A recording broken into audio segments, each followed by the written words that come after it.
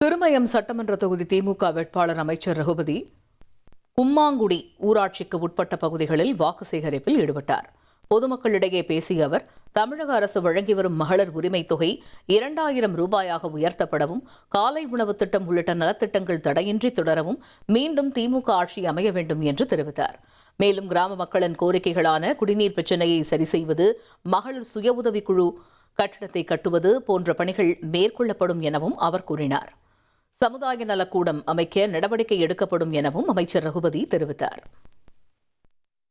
அடிப்பொங்க கைவண்டி தர சொல்லிடுறேன். நாளைக்கு அதாவது 23ஆம் தேர்தல் முடிஞ்ச உடனே யூனியன்ல சொல்லி அடிப்பொங்க சரி பண்ணி தர சொல்றேன்.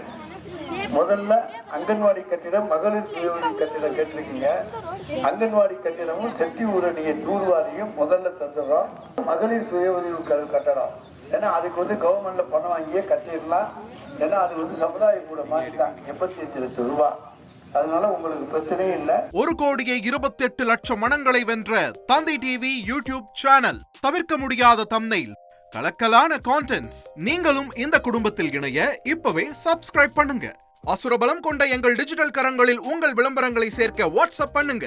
8939888378. Email advttv@dttv.in.